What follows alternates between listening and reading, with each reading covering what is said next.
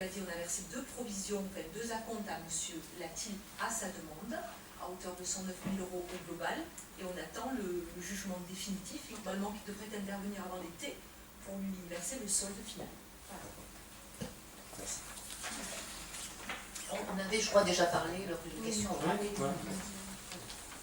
Donc, on souhaitait avoir une information là, sur donc, les éléments, là, numéro 31, numéro 35, numéro 36, numéro 42, numéro 43, numéro 46. C'est pas le numéro du loto, peut-être. Je ne sais pas ce qu'il y a gagné. Donc, juste, oui, donc j'ai noté. Excusez-moi. Donc j'ai noté qu'il y avait un dossier numéro 434, un dossier numéro 550, un dossier numéro 635, un dossier numéro 159 et un dossier numéro 160. C'est pas la même chambre. Non, ce n'est pas les mêmes chambres. Il y a 5 dossiers. Donc, notre question, c'est est-ce que vous pourriez faire un point sur ce qui consiste envers ces 5 dossiers? Première question. Deuxième question, y a-t-il d'autres dossiers en cours vis-à-vis de Château-Larc? Et si oui, lesquels? Et au global, combien de dossiers sont en cours sur l'affaire Château-Larc? Et puis ma troisième question, elle est plus sur l'aspect financier. On en est à 17 400 € de frais d'honoraires depuis le début de l'année, dont 13 800 ce mois-ci. C'était un bon mois, ce mois-ci, pour M. Burthez-Doucet.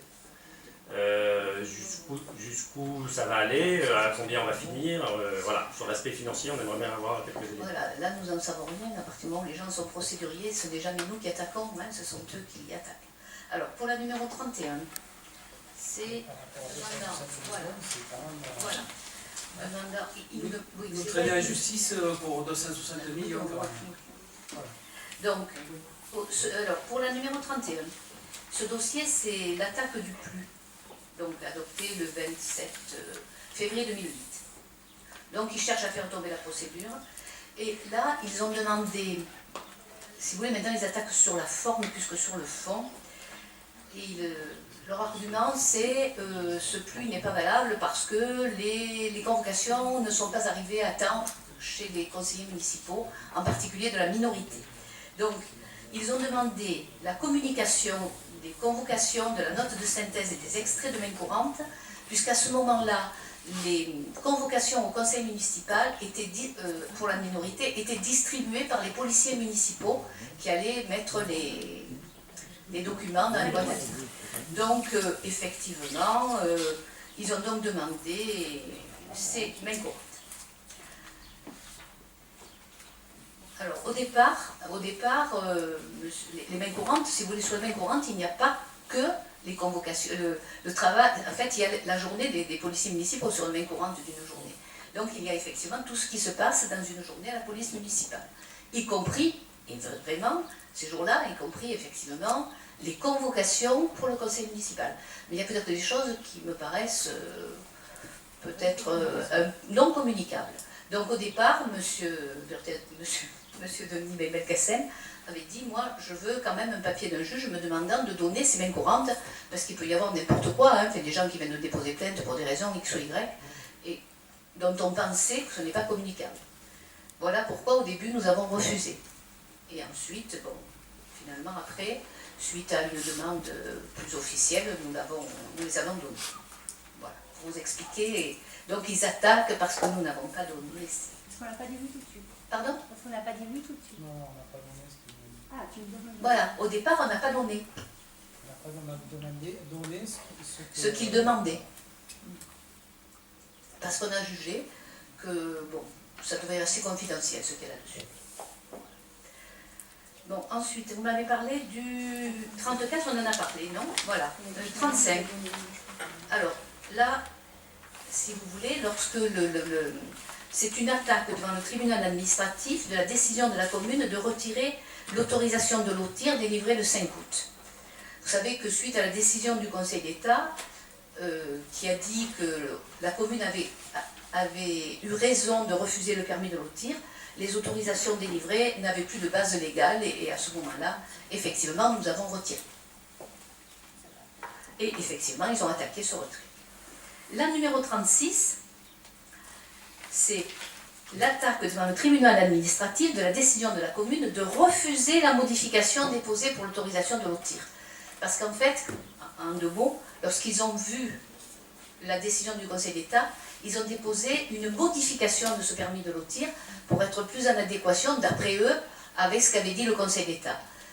Donc ils avaient déposé une modification de ce permis de lotir et nous ne l'avons pas instruite et ils attaquent la commune qui a refusé d'instruire cette modification du permis de lotir. Voilà, ça c'est le numéro 36. Autant les deux premières, le droit me dépasse, entre guillemets.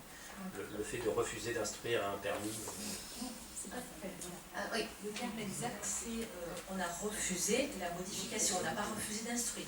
Ils ont déposé une autorisation modificative, elle a été refusée par la commune. C'est pas la même chose. Oui. C'est pas la même chose que de Oui, refuser donc, d'instruire en disant Oui. le dossier reste dehors et je ne l'instruis pas. Ça, la loi, à mon avis, vous Ah non, non, oblige ça non. à instruire. Ouais, Après, Puisque le permis avait été enlevé, donc on ne Voilà. pouvait pas prendre un modif. Voilà, c'est dans ce sens-là. d'accord. Le permis n'ayant plus lieu, on ne pouvait pas le modifier. Alors, nous en sommes à la 38 38. Alors là, c'est l'appel devant le Conseil d'État de la modification numéro 2 du PLU, puisque la commune a gagné au tribunal administratif, ça c'est encore un autre contentieux, la commune a gagné au tribunal administratif, en cour administrative d'appel, et maintenant, ils attaquent devant le Conseil d'État. Et vous savez que là, il faut prendre un avocat spécialisé pour le Conseil d'État. Donc ça, c'est une nouvelle Non, c'est une procédure ancienne parce que ça, c'est la modification numéro 2. Chaque fois qu'il y a quelque chose, comme je dis, chaque fois qu'on change une virgule au plus, ils attaquent. Donc il y a eu une modification du plus, ils attaquent cette modification. Mais c'est ancien, hein, c'est une modification ancienne, puisque c'est déjà passé, voilà, c'est déjà avec une ancienne. C'est déjà passé, voilà. Il y en aura d'autres, hein. Oui, il y en aura d'autres. Donc, on a gagné au tribunal administratif, un cours administratif d'appel, donc ils vont au Conseil d'État. Alors, la 42, c'est la même que la 31, sauf qu'à la décision 31, on désigne l'avocat, et à la décision 42, on verse les honoraires à l'avocat. Donc, c'est la même. À la numéro 43, c'est la même que la 31, mais c'est une procédure sur le fond. La décision 31, c'est un référé. Voilà. Et la 45. Alors, la 45. Ah oui, oui. La 46. La 45. La 45 et la 46. C'est derrière, c'est laquelle? Ah oui, là, c'est l'attaque de la délibération. Enfin, bref, ils attaquent la demande du titre de recette de 2 300 000. Là, ils attaquent aussi. On commence par le tribunal administratif. Justement, concernant ce titre de recette, Il s'est attaqué, donc c'est un stand-by. C'est parce que la commune a demandé le remboursement Oui, de ce qui avait été versé. ils ont refusé de payer, c'est ça? Oui, ils attaquent sur la forme, oui, pas sur le fond. Mais donc, voilà.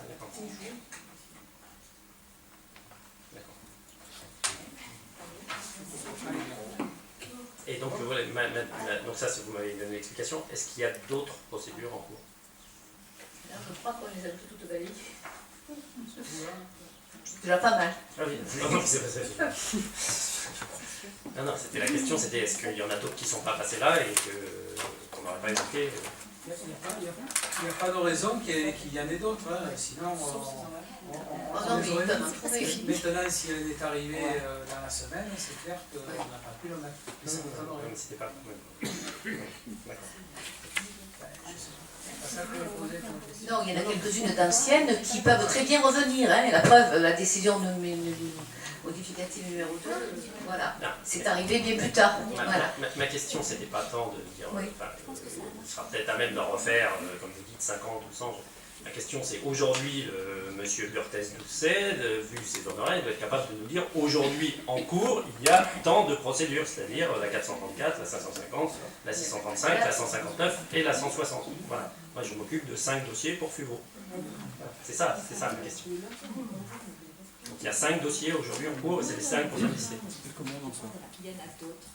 On vous fera un point au prochain conseil municipal. Moi, je ne les ai pas toutes en tête, mais bon, par exemple, j'ai en tête le fait qu'ils ont attaqué les permis de la société Barjane. Ah oui, donc ça, c'est elles ne pas- figurent pas là, mais on les a déjà passées.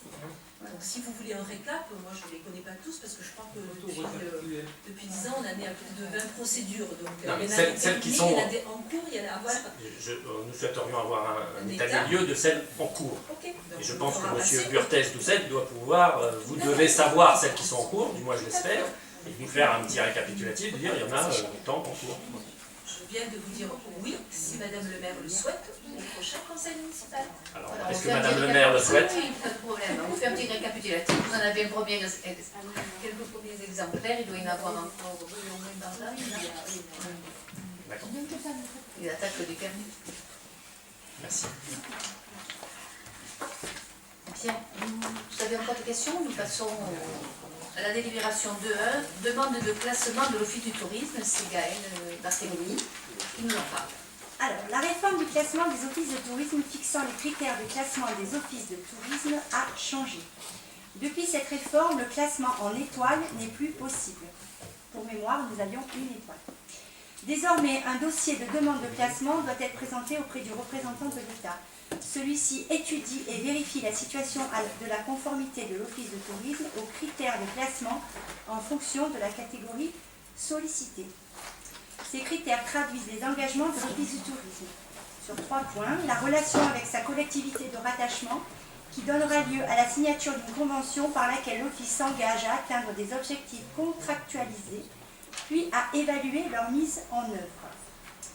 Relation avec les professionnels de la destination, qui se développe à travers la mission d'animation et de coordination des entreprises et partenaires impliqués dans le développement touristique du territoire selon l'ampleur des missions du groupe. Relation avec la clientèle touristique qui exprime la promesse de qualité de service qui s'attache à la catégorie de classement à laquelle appartient l'office, reflétée par des critères décrivant l'accès à l'information, l'ambiance des lieux et la compétence des agents affectés, notamment aux fonctions d'accueil et d'information. Afin de continuer à bénéficier de cette homologation tourisme, la municipalité, sur proposition de l'Office de tourisme de Fuveau, souhaite déposer un dossier de renouvellement auprès des services de la préfecture. Aussi, il est proposé à l'Assemblée délibérante de solliciter le classement de l'Office de tourisme de Fuveau et d'autoriser Madame le maire à signer tout document nécessaire. Si vous avez Des questions à Gaëlle? Est-ce qu'on pourrait avoir des détails sur comment ça fonctionne justement la convention? Est-ce qu'avec des objectifs contractualisés à évaluer leur mise en œuvre? Oui. Enfin, c'est une question de... Alors, le but premier de ce rattachement, c'est participer à des programmes qui donnent lieu à des subventions. Il faut être clair, c'est un objectif financier. Et effectivement, en échange de ce classement, on va demander classement première, on va demander le classement classe 1, hein, qui est le plus bas, et non pas le... comme les hôtels, quoi, classe 1. Donc, ça nous permettra de participer à des programmes, d'être invité à des programmes régionaux, nationaux et européens. Et en participant à ces programmes, effectivement, on a la possibilité d'obtenir des subventions. Donc, comme on a un personnel qualifié, on a notamment un personnel qui a un BTS tourisme, qui est chargé de mission sur ce point-là spécialement. Donc, on a 2 personnels, un plus pour l'accueil et un qui est chargé de mission sur ces points-là en particulier. Et donc, ma question c'était comment ils évaluent ils parlent de... Ça se traduit par une convention qui traduit des objectifs contractualisés, une évaluation de la mise en œuvre. Comment ça marche, ça? Il y a un cahier des charges, évidemment, à remplir. Donc, on est office de pôle aussi, qui est très proche de l'office de pôle. C'est-à-dire l'ouverture 6 jours sur 7, 2 personnels, des lieux, il y a un minima de surface. Voilà, ben oui. Après, c'est marqué, hein, donc la compétence des agents. Bon, l'anglais, ça colle sous le sens, quoi. Voilà. Par exemple, ils s'engagent à faire un bilan du nombre de touristes qui sont passés à Fuveau. Oui, Des mais choses ça, comme on fait. Ça, c'est fait déjà. Non, mais c'est à travers cette convention-là qu'on demande ce genre de choses, par exemple? Ça, on le fait. Enfin, je connais pas le cahier des charges par cœur, je n'ai pas retenu ce point-là. Mais par contre, ce que je sais, c'est que la fréquentation, en étant office de pôle et rattaché au pays d'aide, on est obligé de le faire. Et les employés le faisaient avant. C'est aussi pour nous un indicateur de fréquentation par rapport aux gens aussi qui nous subventionnent, c'est normal. Et donc vous disiez, il y a une étoile, entre guillemets, et puis c'est comme les hôtels, ça va Alors non, ça va c'est jusqu'à 5. classe 1 à classe 4. Et Le mieux, c'est classe 4. Nous, on va postuler à classe 1 pour commencer, parce qu'on n'a quand même pas un local international, donc on va rester humble. Donc là, nous postulons à la classe 1 pour pouvoir participer à ces programmes, parce qu'on en a déjà 2, notamment sur le vin, auxquels on pourrait se rattacher et sans être homologué, enfin sans être homologué, quoi, classé, on ne peut pas y participer. Donc comme Sophie Jollois, qui est quand même la personne la plus diplômée, est vraiment capable de mener ce projet, je voudrais vraiment qu'elle puisse le faire. Voilà. Et après, oui, sans avoir un local international, entre guillemets, Ouais.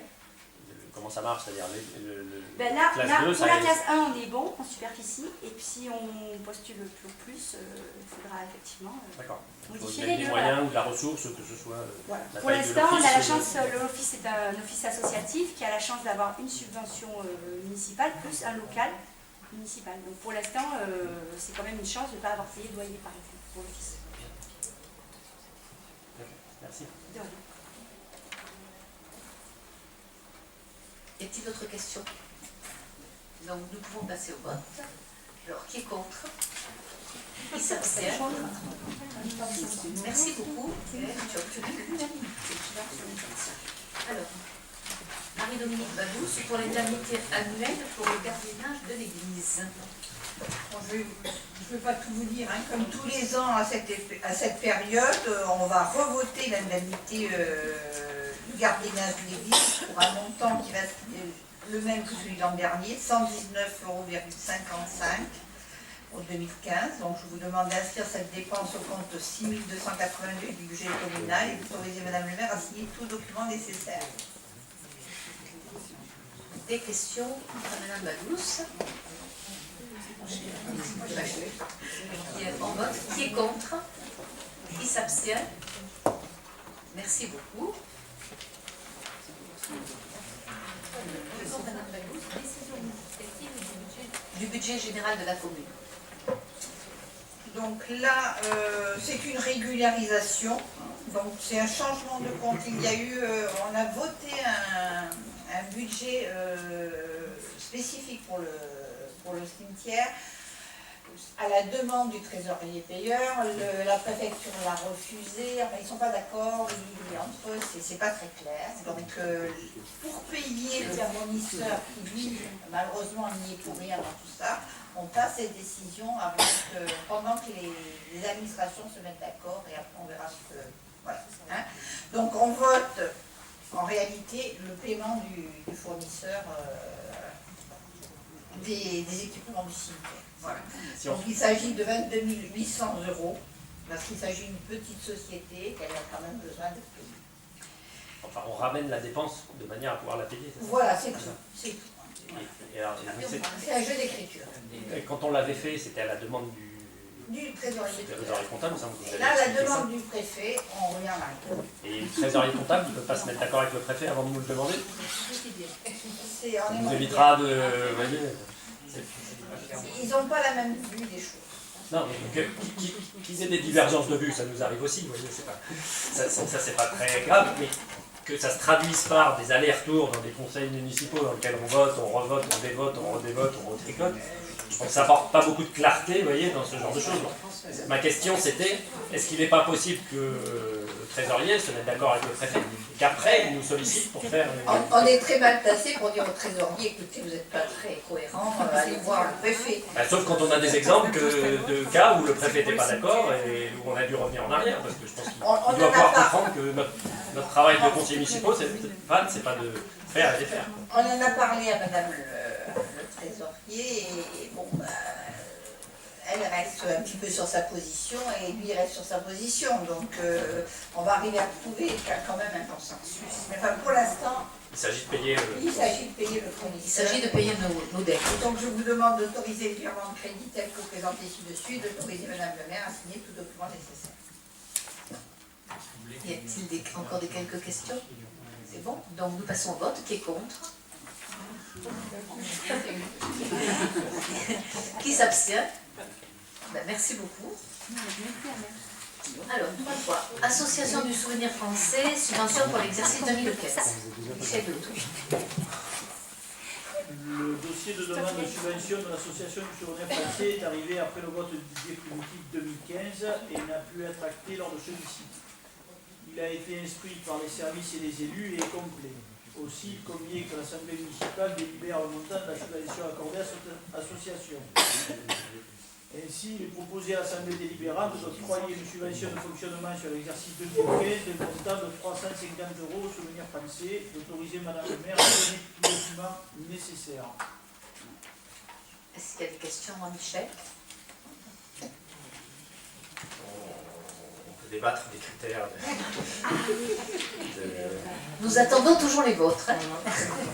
Oui, mais enfin, la dernière, si vous vous rappelez, la dernière fois, on a convenu qu'on travaillerait avec vous, justement, ensemble, pour établir des critères. Ah si, ça a été dit, c'était pas la même réunion. Nous avions cru comprendre que vous nous feriez des propositions. Donc acte. Pour le prochain conseil municipal, vous aurez des propositions. Le sujet, là, sur le fond, moi j'avais une question. Est-ce qu'il a été amené, de la part du Souvenir français, à faire une demande de subvention exceptionnelle pour un projet d'amener les enfants au camp des Milles? Est-ce que c'est des choses C'est qui ont... inclus dedans. Moi, dans le dossier, c'est inclus dedans. Cette demande est inclue dans le dossier. Et est-ce qu'elle est acceptée, cette demande de subvention exceptionnelle? Non, il n'y a pas de subvention exceptionnelle. D'accord. Dans le dossier, dans la demande de subvention Voilà. qui est faite, c'est inclus à l'intérieur. C'est nommément marqué dans le dossier. Il n'y a pas de complément de demande exceptionnelle sur cette partie-là. Alors, Ou alors, c'est on va essayer de clarifier la une situation. information que je n'ai pas. J'ai discuté avec M. Leloup, qui est le président du Souvenir français, avec qui on a échangé sur un projet là, d'amener une classe d'âge au camp des Milles. Là. Donc c'est un travail qui est fait en collaboration entre les écoles et puis les anciens combattants, les associations d'anciens combattants, dans lequel ils payent un bus tous les ans, et puis ils prennent une classe d'âge et ils les amènent au camp des Milles. Donc c'est un projet assez intéressant parce que ça associe à la fois les anciens combattants et les écoles, et ça valorise le travail de mémoire, etc. Je pense que, en plus, en cette époque, on voit l'intérêt. On est aux 100 ans de la Grande Guerre, donc ça s'inscrivait pleinement dans ce genre de devoir de mémoire. Ça a été fait par 3 communes. Il y a eu Courrières, je crois, il y a eu d'autres communes. Et moi, quand j'ai évoqué ce projet avec lui, en disant ça pourrait être intéressant de le faire à Fuveau, il m'a dit oui, mais à chaque fois, la demande de subvention exceptionnelle ne passe pas. Donc c'est pour ça que je...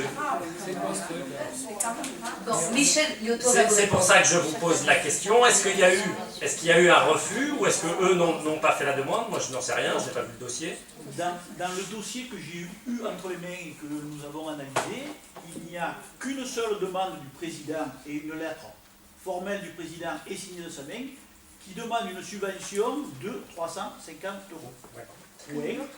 Il y a des sommes qui apparaissent ailleurs. Il y a dans le dossier la visite des camps des Milles. Il n'y a pas de demande ni exceptionnelle ni normale concernant ce dossier-là. S'il y avait eu une demande exceptionnelle, il y aurait eu une étude. Mais là, il n'y a qu'une lettre. Il n'y a pas eu la demande. Il n'y a pas eu la demande. Moi, j'ai répondu à ce qui m'a été demandé. Est-ce que le projet lui-même est prévu? C'est-à-dire, est-ce qu'on a prévu... Michel vous dit que c'est... Mais peut-être ont-ils les finances pour financer un bus.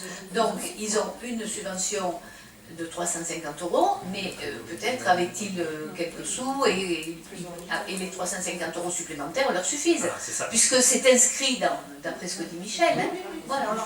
Et donc, C'est inscrit dans leur programme et ils demandent cette subvention-là. sauf qu'ils ne le font pas tout seuls, puisque c'est avec les écoles de Fuveau. Je m'adresse au moins aux élus qui s'occupent des écoles à ce moment-là, ou des anciens combattants. Est-ce que vous êtes au courant de ce projet?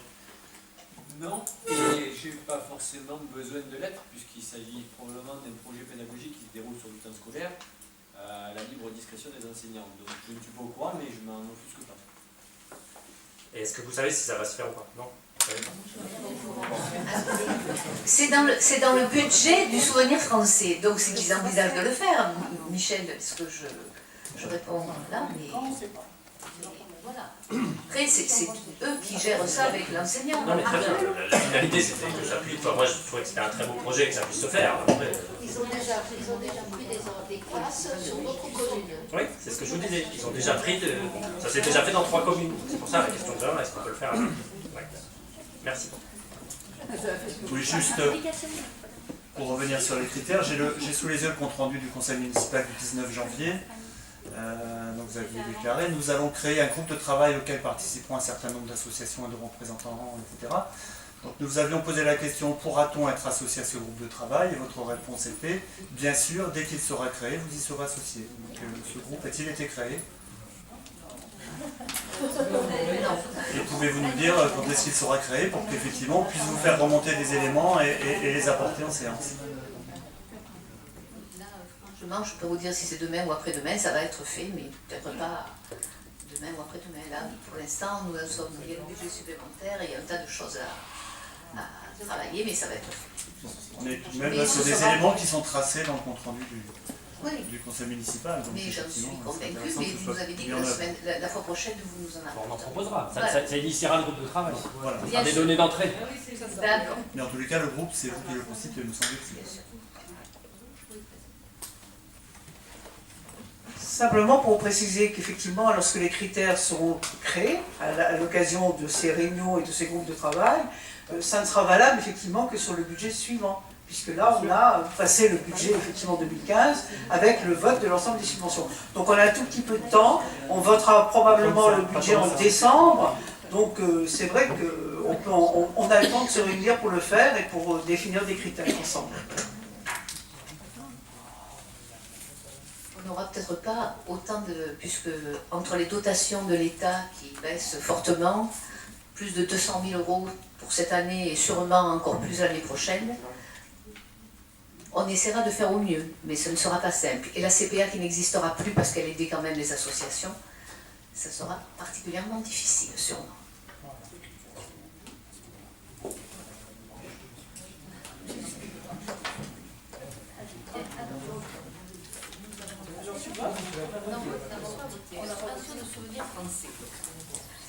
Alors, qui est contre? Qui s'abstient? Eh bien, merci beaucoup. Alors, fonds de concours globalisé auprès de la communauté du Pays d'Aix. Madame Ladouce. Comme la communauté existe toujours, on a beaucoup de projets, donc, dont l'acquisition de panneaux lumineux. La commune fait une demande de fonds de concours à 50% pour l'achat de 5 panneaux lumineux qui vont être placés sur des lieux de passage dans la commune. Le coût de cette opération, achat, installation, mise en fonctionnement est de 57 078 € hors taxe. Il est demandé à la communauté 28 539 €. Concernant le renforcement du pont de Jazz de Bassas, je vais demander à Daniel de vous préciser de quoi il s'agit. Les travaux est de 100 000 €. On sollicite 50%, soit 50 000 €. Daniel, tu peux nous parler Oui, tout simplement, il s'agit de conforter dans le pont du chemin du Jazz de Bassas. C'est un chemin qui est fermé aujourd'hui. Donc il s'agit de conforter le pont parce qu'il est en train de s'ouvrir en deux. Et là, nous y sommes allés encore la semaine dernière. Et c'est vrai qu'il se dégrade de plus en plus vite. Donc c'est pour cette raison qu'on accélérait un petit peu les choses pour pouvoir passer ce dossier rapidement. Je suis désolée, mais en début de début, j'ai oublié de vous préciser qu'il y a un point 6 qui a été rajouté et on vous demande l'autorisation de le rajouter. Bien sûr, si vous n'en êtes pas d'accord, on l'enlèvera. C'est l'acquisition de livres pour la bibliothèque municipale. Est-ce que vous êtes d'accord de rajouter ce point à la début? Il n'y a pas de souci sur le principe en plus. C'était plus une question pourquoi ça a été rajouté. Parce que ça a été oublié dans le contrat. Donc le point 3, c'est l'achat de mobilier de classe et d'équipements de cuisine et de la LSH pour un montant de 36 892 €. Donc on sollicite 50%, 8 445 €, qui permettra de compléter l'équipement de certaines classes. La réfection de chemins communaux, alors là on a la réfection en 8 couches sur les chemins Jazz de Bassas, impasse de Jazz de Bassas, impasse de Rouen, chemin de Marlois, du Gascon, chemin Saint-François, chemin des Crêtes, chemin de Grande-Bastide et chemin de la Bastide-Neuve. Le coût des travaux est de 200 216 667 euros hors taxe, on sollicite 108 333 euros. Ensuite, au point 5, on va acquérir 2 véhicules électriques pour les services techniques municipaux. Donc, c'est dans le cadre de la modernisation du parc des véhicules municipaux et pour réaliser des économies et proposer l'acquisition de véhicules électriques pour un montant de 40 000 euros, on sollicite 20 000 euros, sachant qu'il y a d'autres subventions sur ces véhicules. Et enfin, l'acquisition de livres pour la bibliothèque municipale, afin de compléter le fonds des livres de la bibliothèque, on sollicite 5 000 euros auprès de la CPA. Le coût de l'opération est de 10 000 euros.